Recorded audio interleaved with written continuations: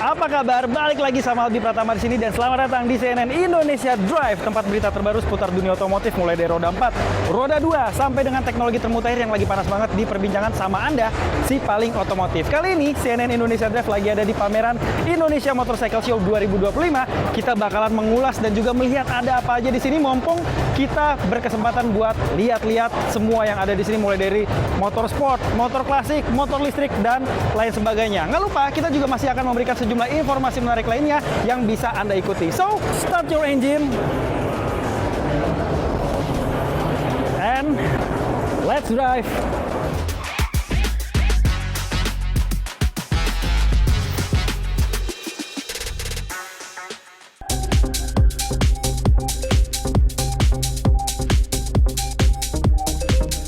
Karena kita udah ada di Hall 9 dan juga 10 ICE BSD Tangerang, kita bakalan langsung lihat ada apa aja di sini. Nah, kebetulan kita langsung disambut sama booth-nya Honda. Di sini ada banyak banget produk, mulai dari skuter matic, terus juga ada motor cruiser kayak Honda Rebel yang ada di sebelah kanan ini, dan ada produk terbaru mereka yaitu Honda ADV 160 Racing. Nah, ini dia nih ADV terbaru yang ada perubahan kalau secara bodi, ada perubahan di bagian fairingnya sini ya.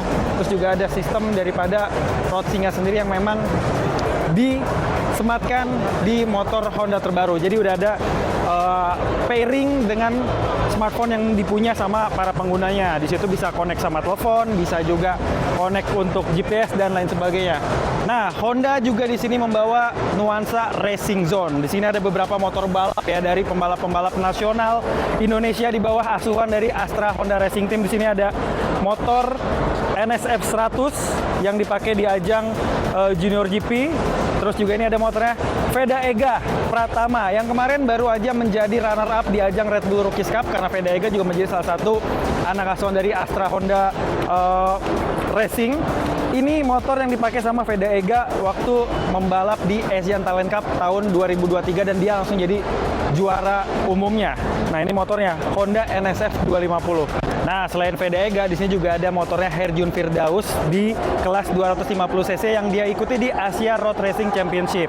Nah, ini juga ada motornya Adenanta, yaitu Honda CBR 600 RR ataupun RR yang juga dipajang sini. Tapi yang jadi bintang utama di bootnya Honda ada ini nih. Lihat yuk, ini adalah Honda RC213V punyanya Joan Mir, pembalap dari Castrol Honda HRC. Dimana kalau misalnya kita lihat untuk liverynya sih ini livery tahun 2025 ya. Jadi musim balap tahun ini. Tapi kalau dari bentuk bodi, aerodinamika kayak winglet dan lain sebagainya, ini adalah replika daripada Honda RC213V tahun 2022. Itu artinya pada saat Marc Marquez masih ada di Honda, dia pakai motor yang sama persis seperti ini. Tapi karena ini adalah musim 2025, jadinya liverynya diseragamkan. Gimana? Keren ya? Ini bener-bener identik banget sama motor RC213V yang dipakai di ajang balap MotoGP, mulai dari rangkanya, mesinnya, aerodinamikanya, bahkan juga tombol-tombol elektronik yang ada di stangnya. Nah, itu kita bisa lihat seperti apa sih wujud asli daripada motor yang dipakai dalam ajang balap MotoGP. Sekarang kita ke booth yang lainnya yuk. Nah, buat kalian yang menjadi pecinta motor-motor klasik juga nggak usah khawatir, karena di MUS 2025 juga banyak banget motor-motor klasik yang dihadirkan. Ada beragam jenis. Kalau suka motor klasik yang bisa diajak perjalanan jauh, terus juga pakai kopling dan kesannya maco banget, ada Royal Enfield yang bawa berbagai macam produk, mulai dari klasik, terus juga ada Interceptor, terus juga ada Guerrilla, ada yang adventure itu Himalaya dan lain sebagainya. Lihatin, keren-keren ya. Nah, selain daripada Royal Enfield, motor klasik di sini juga ada yang matic-nya dibawa sama Skomadi itu. Bentuknya nggak biasa ya. Nah, ini motornya dari Inggris dan memang bentuknya skuter matic begitu ya. Dan punya beragam jenis tipe ataupun varian. Ada yang modelnya buat urban, ada yang modelnya buat crossover ataupun dual purpose gitu. Dan ini jadi pesaing daripada Vespa yang asalnya dari Italia sana. Jadi gimana nih? Cukup tertarik nggak dengan konsep-konsep skuter matic yang dihadirkan sama Skomadi? Bahkan ada warna British Racing Green khas Inggris sendiri untuk menunjukkan citra daripada Scomadi sebagai skuter matic asal negara Inggris. Nah, kalau disuruh milih, kalian pecinta skuter matic klasik kayak gini lebih pilih Scomadi atau pilih kompetitornya yaitu Vespa dari Italia sana. Nah, di MOS 2025, Suzuki juga kasih kejutan. Di mana Suzuki itu melaunching skuter matic terbaru mereka bergaya klasik dengan nama Suzuki Access 125. Kalau ada yang tanya, ini kok kecil banget, kok mirip banget sama Suzuki Burkman 125? Kalian nggak salah, karena Suzuki Access 125 ini memang pakai platform daripada Suzuki Burkman sendiri. Mesinnya juga sama-sama 125 cc, platformnya juga atau sasis yang dipakai juga sama. Yang membedakan adalah kalau Burkman itu bergaya urban skuter matic, sedangkan kalau ini bergayanya klasik skuter matic. Nah, yang menarik adalah kalau misalnya di Indonesia tangki bensin itu kan biasanya kalau nggak di bawah jok ya di depan ya kalau motor-motor matic. Tapi ini ada yang sedikit extraordinary, di mana tangki bensinnya ada di bagian belakang ataupun buritan dari motor skuter matic ini. Tinggal colok masukin sini, isi BBM-nya. Mungkin di Indonesia ini nggak biasa ya, tapi karena motor ini buatan India, nah India tuh udah sering banget bikin motor-motor yang bukan tangki bensinnya itu dari bagian buritan si skuter matic ini sendiri. Dan bisa dibilang ini bodinya tebel tuh. Bodinya tebel, termasuknya kulit ini bagus, joknya juga empuk, lembut. Nah, terus untuk bagian spakbor depannya, sini deh. Kalau bisa didengerin, Latin. Wih, dengeran ya? Bahannya logam, besi ini. Biasanya kan kalau motor-motor matic itu bahannya plastik ya, atau fiber gitu. Ini, tuh. Bagus loh. Nah, untuk ukuran velgnya sendiri ini tuh 12 inci. Jadi persis sama banget kayak Suzuki Burkman 125. Nah, Suzuki melaunching Suzuki Access 125 ini di MOS 2025 dengan harga Rp25.500.000. Buat ukuran motor CBU, harganya cukup terjangkau lah ya. Kira-kira gimana nih? Bisa menarik perhatian para pecinta skuter matic bergaya klasik dari Jepang nggak? Ini dari Jepang apa dari India ya? Kita ke booth yang lainnya lagi yuk. Nah, ada lagi nih yang baru, yaitu Zone Test. Lotin, kelihatannya ini skuter gede semua ya, dan macam-macam bentuknya nih. Wih, ini bisa jadi saingannya Yamaha X-Max ataupun Honda Forza. Tapi ini kayaknya punya dimensi yang jauh lebih gede lagi. Dan Zone Test ini dibawa sama M-Force Indonesia ke IMOS 2025. Dan ada yang bentuknya itu kayak ADV dari Honda. Tapi ini namanya Zone Test 368G Adventure dan mirip sama, kalau di Jepang sana mirip sama Honda ADV 350. Dan bisa lihat nih, ini cakramnya gede, udah ABS juga, terus juga bannya udah pakai dual purpose, terus juga ini untuk suspensinya udah pakai upside down, dan ini, wush, gede banget ini. 368 cc. Ini mirip sama ADV ya untuk adventure. Nah, untuk urbannya ini ada di sebelah saya adalah Zone Test 368E. Pakai basis mesin yang sama dengan motor adventure yang ada di sebelah ini, tapi gayanya ini lebih urban atau cocok dipakai di perkotaan. Sekarang kita lagi ada di booth-nya Keyway, Morbidelli, Bentley, dan juga Benda. Nah, di booth ini yang paling baru adalah Morbidelli. Ini adalah brand dari Italia yang menghadirkan motor-motor besar kayak yang ada di sebelah kiri saya. Ini adalah Morbidelli T1002 VX. Gayanya adventure, mesinnya pakai Fit Twin. Ini Itali banget sebenarnya ya, mesinnya pakai Fit Twin dan 1000 cc kapasitasnya. Nah, kalau misalnya kita lihat daripada desainnya, terus juga dari mesinnya, ini bakalan bisa di head to head dengan Kawasaki versi 1000, terus juga dengan Honda Africa Twin 1100, serta Ducati Multistrada 1200 ya. Nah, tapi ini cc-nya emang 1000 cc pas motornya, jadi nggak ada lebih-lebihan kayak kompetitor lainnya. Dan ini kita coba nyalain ya. Tampilan MID-nya colorful banget ya, TFT, dan cukup modern. Kita bisa lihat beberapa indikator di sini, mulai dari speedometer, tachometer, terus juga odometer juga ada, trip meter, segala macam, konsumsi BBM dan lain sebagainya bisa kita lihat. Nah, di sini juga ada kayak apa ya? Interkonektivitas mini dari Retouch. Ini biasanya buat konekin GPS, internet seluler, terus juga untuk intercom dan lain sebagainya. Jadi layar MID ini fokus untuk bisa melihat seperti apa motor ini bekerja, sedangkan untuk konektivitas sudah ada bantuan daripada layar daripada retouch ini sendiri. Cukup oke lah, ini cocok buat dibawa jalan-jalan keliling Indonesia. Nah, untuk di IMOS 2025 T1002 VX ini sendiri dibanderol dengan harga 299 juta aja, dari harga aslinya sekitar 309 juta rupiah. Nah, untuk T-nya sendiri dari T1002 VX itu ada artinya. T itu adalah untuk kategori motor-motor Morbidelli yang bergaya adventure ataupun touring. Terus 1000 ada 1002 itu artinya adalah 1000 cc dengan 2 silinder V. V-nya itu konfigurasi mesin V-nya, dan X adalah crossover. Jadi motor ini ada dual purpose yang bisa diajak ke berbagai medan. Gimana? Cukup oke nggak nih? Morbidelli buat pertama kali masuk ke Indonesia di IMOS langsung bawa motor baru bergaya adventure satu ini. Nah, di IMOS 2025 juga ada brand dari Tiongkok lainnya, yaitu QJ Motor. Dimana QJ Motor sendiri sekarang kan udah mulai berpartisipasi di ajang balap Moto2 ya, di kejuaraan Grand Prix. Nah, ini adalah beberapa produk-produk yang memang dihadirkan oleh QJ Motor sendiri. Buat yang belum tahu, QJ Motor adalah salah satu brand asal Tiongkok yang ternyata punya kerjasama dengan brand motor mewah dari Italia, yaitu MV Agusta. Makanya nggak heran, di sebelah kanan saya ini ada versi kecil dari MV Agusta Super Veloz yang disulap menjadi sebuah motor bergaya cafe racer. Tapi ini, kalau yang belum tahu, mesinnya automatic, jadi tinggal gas doang. Ini asik sih buat city ride, Sunmori hari Sabtu ataupun hari Minggu. Kalau Sabtu Satmori namanya ya.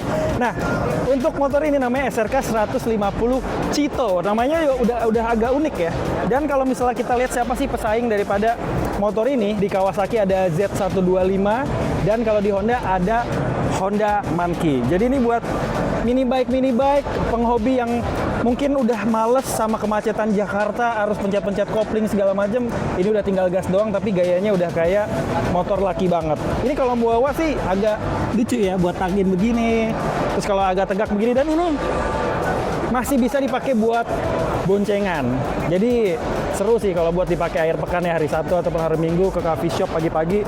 Jadi oke. Nah, di sebelah sana masih banyak lagi produk-produk dari QJ Motor yang memang dihadirkan di IMOS 2025. Nah, kalau kita lihat poster sebelah kanan, ini adalah SRK 800 yang udah terjun di ajang balap World Super Sport mulai tahun 2024 kemarin. Motornya 800 cc dan udah ikut ajang kejuaraan dunia untuk membuktikan diri seperti apa sih perkembangan daripada QJ Motor sendiri di dunia motorsport nantinya. Nah, kita bakal lihat ke sebelah sana karena ada sejumlah hal menarik lainnya seperti misalnya apparel. So, kita langsungin aja. Selain daripada produk-produk terbaru, brand-brand terbaru untuk roda 2 yang ada di IMOS 2025, juga ada beberapa apparel yang memang dihadirkan di sini, kayak misalnya helm, terus juga perlengkapan untuk bermotor, jaket, dan lain sebagainya. Nah, ini juga penting banget dalam keseharian kita dalam menggunakan sepeda motor, jarak dekat, dalam kota ataupun jarak jauh, untuk menjaga keamanan dan keselamatan. Nah, selain itu, di IMOS 2025 juga kalau misalnya kalian pecinta modifikasi sepeda motor atau roda 2 juga, di sini banyak banget nih motor-motor hasil modifikasi yang ada, mulai dari skuter matic, terus juga ada beberapa motor underbound, dan ada beberapa motor-motor besar seperti misalnya Harley Davidson. Nah, untuk IMOS 2025 sendiri ini dimulai pada tanggal 24 sampai dengan 28 September 2025 di ICE BSD Tangerang, Banten. Dan untuk tiketnya, kalau kita pakai aplikasi Auto 360 itu mulai dari Rp25.000 sampai dengan Rp40.000. Tapi kalau misalnya kita mau on the spot juga tersedia tiket box di sana, tapi harga tiketnya berbeda. Itu mulai dari Rp35.000 sampai dengan Rp50.000 untuk weekday dan juga untuk weekend. Di sini totalnya ada 14 brand kendaraan roda 2 dan juga lebih dari 50 industri pendukung yang ada di sini. So, buat kalian yang pengen datang ke IMOS 2025 bisa langsung datang ke sini langsung. Nah, tapi kita masih akan lanjut kok keliling pameran IMOS 2025 sambil menyampaikan sejumlah informasi menarik lainnya, dan tetaplah di CNN Indonesia Drive.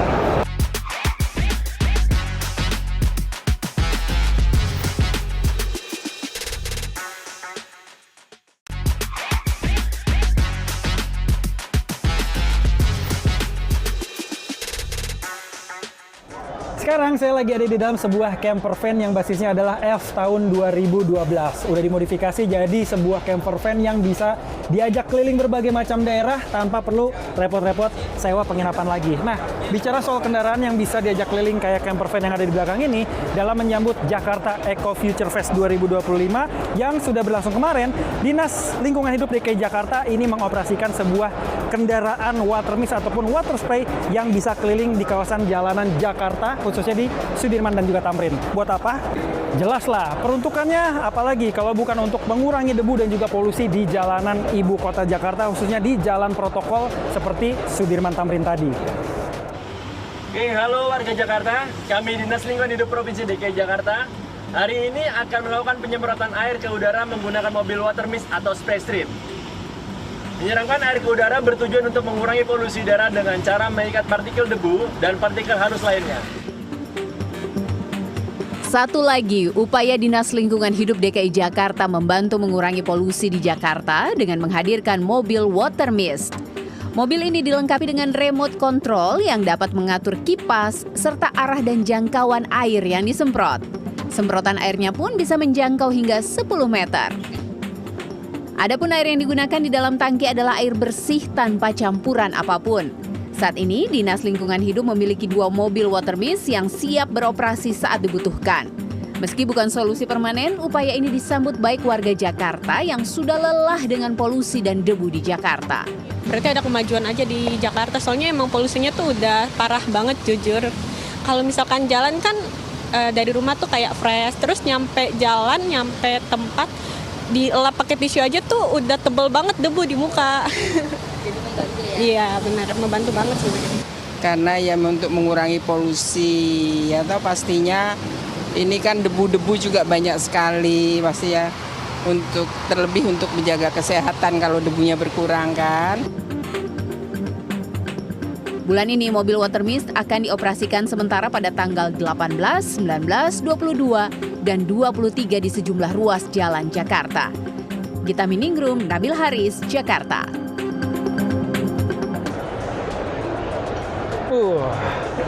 Helm-helm keren kayak gini nggak percuma dikasih harga mahal karena nggak ada kepala yang bisa dibeli kalau misalnya kenapa-napa. Jadi helm ataupun aparel ini menjadi penunjang utama buat keselamatan dalam berkendara khususnya sepeda motor. Nah, bicara soal angka kecelakaan lalu lintas di Indonesia tahun 2025 emang sih mengalami penurunan kalau dibandingkan dengan tahun 2024 lalu. Tapi jalanan Indonesia ternyata masih cukup berbahaya karena angka kecelakaan masih ada. Berdasarkan data dari Korlantas Polri, sampai dengan awal September 2025, ada sekitar 9.000 korban meninggal dunia akibat kecelakaan. Ya walaupun ada tren penurunan, tapi jalanan kita itu masih berbahaya karena masih perlu ditingkatkannya lagi kedisiplinan dalam berkendara, seperti misalnya menggunakan piranti-piranti keselamatan kayak helm, jaket berprotektor, dan lain sebagainya.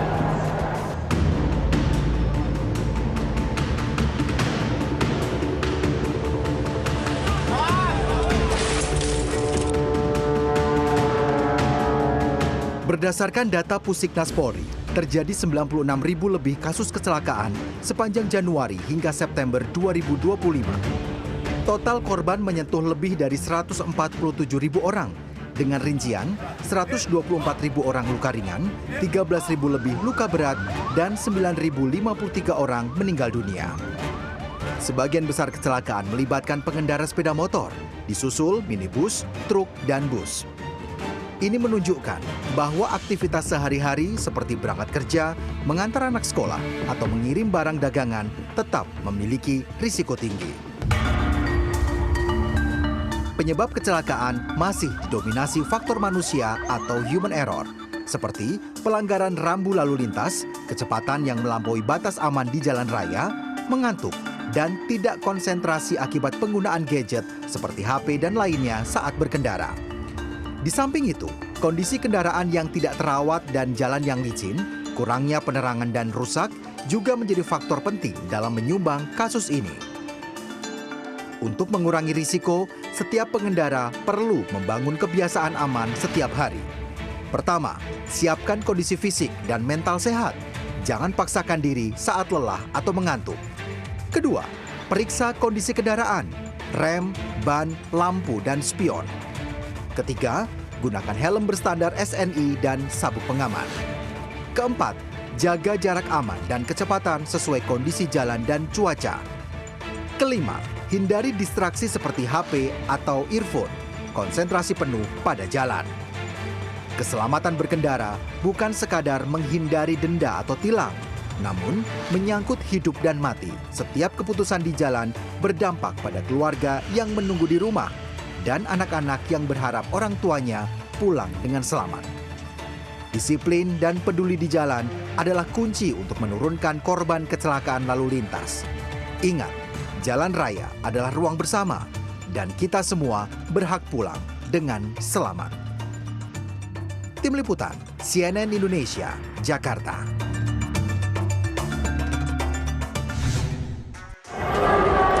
Makin keren aja nih perkembangan sepeda motor listrik yang ada di Indonesia. Salah satunya adalah motor listrik dari Cuprum ini yang bisa ngecas wireless buat HP-HP para pengendaranya. Nah, kalau misalnya motor listrik kita lihat udah ada banyak perkembangan sampai diajakin balap kayak Moto-E. Gimana ya kalau misalnya ajang balap dengan menggunakan mobil bertenaga surya? Informasinya sesaat lagi, tetap di CNN Indonesia Drive.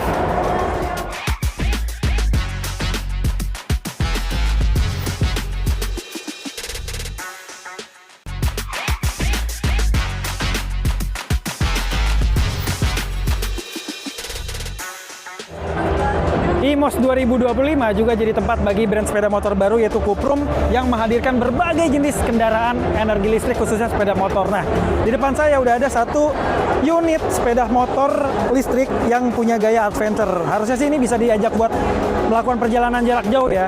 Nah, sama nih kayak ajang lomba balap mobil tenaga surya paling bergengsi di dunia yang kembali digelar dengan menempuh jarak sekitar 3.000 km buat menembus pedalaman Australia.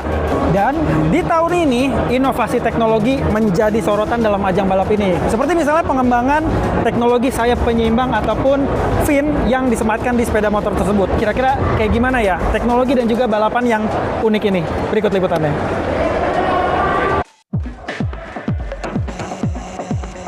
Ratusan penonton memadati garis start di kota Darwin, Australia Utara menyambut dimulainya Bridgestone World Solar Challenge 2025.